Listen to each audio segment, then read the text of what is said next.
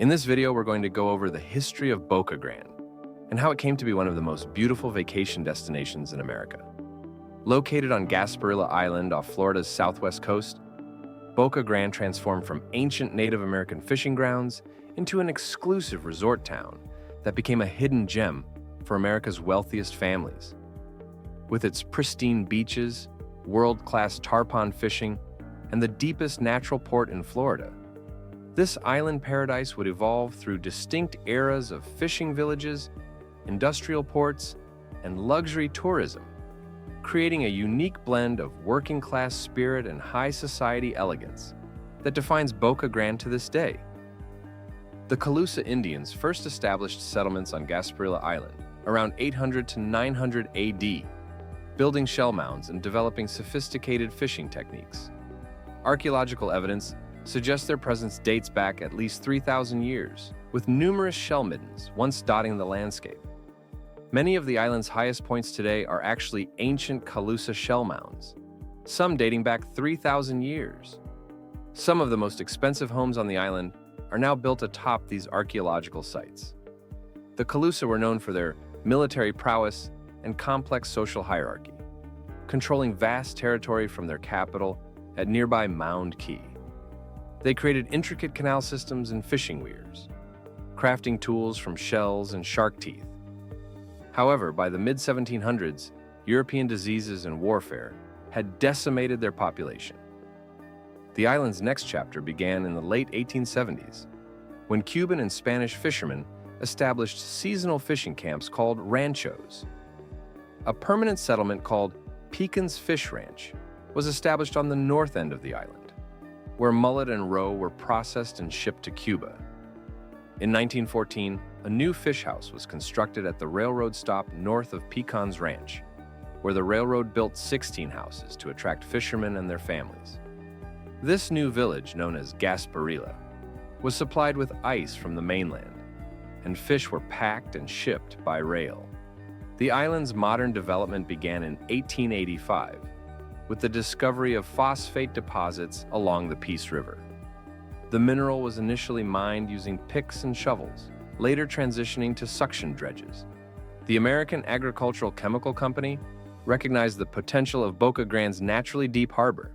In 1905, company official Peter B. Bradley, along with engineers from the U.S. Engineering Corps and 60 laborers, landed on the island to begin construction of the Charlotte Harbor and Northern Railroad.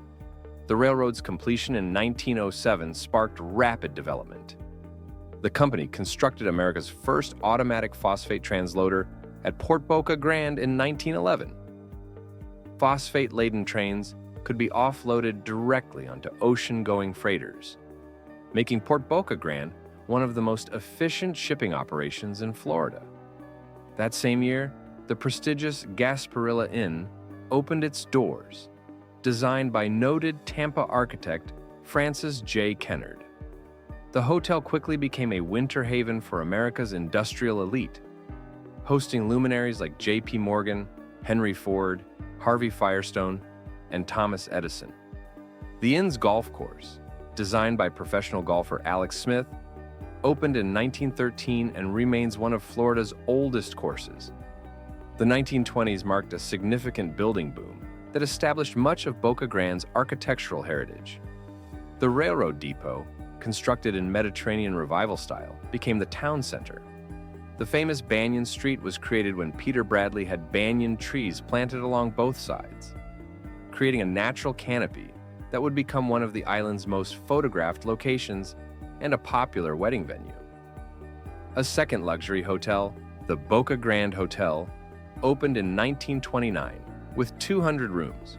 The three-story brick structure featured its own golf course, riding stable, landing strip, and tennis courts. The hotel proved so sturdy that 3 attempts at explosive demolition failed in 1975, requiring 6 months of fire and wrecking ball work to finally bring it down. During World War II, the lighthouse played a crucial role in coastal defense, being used to watch for German U-boats. The port served as a safe harbor at night, with up to 30 ships mooring at the dock to avoid German submarines.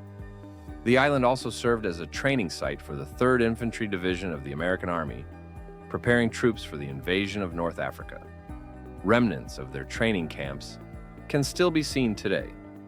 The construction of the Boca Grande Causeway in 1958 marked a turning point, connecting the island to the mainland for $6 per crossing. The swing bridge spans two 80-foot-wide channels on the Gulf Intracoastal Waterway at Placida Harbor. The island's self-sufficient nature ended as residents could now drive off-island for necessities. The railroad ceased passenger service in 1959, and the prosperous phosphate industry began declining in the 1970s. Recent decades brought significant changes.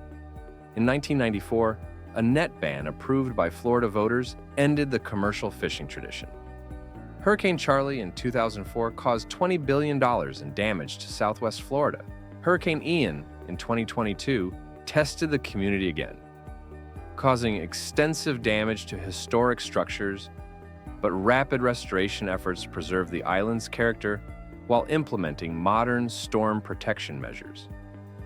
Today, Boca Grande maintains its exclusive character with beachfront properties, selling for over $20 million. The island enforces unique regulations. No chain stores or restaurants exist, and golf carts remain the primary mode of transportation on all but 2 streets. Even the gas station is independently owned and operated. The historic Gasparilla Inn continues its tradition of luxury, while the Johann Fust Library, with its 10-foot carved cypress doors copied from Constantinople, serves as a cultural center.